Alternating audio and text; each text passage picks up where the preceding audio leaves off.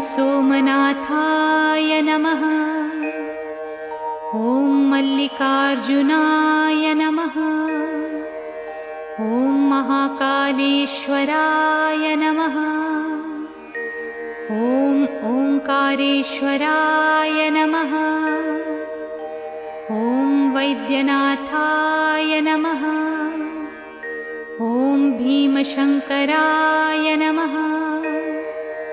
ॐ रामेश्वराय नमः।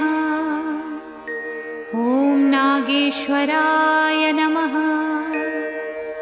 ॐ विश्वेश्वराय नमः। ॐ त्र्यंबकेश्वराय नमः। ॐ केदारेश्वराय नमः। ॐ भुस्मेश्वराय नमः।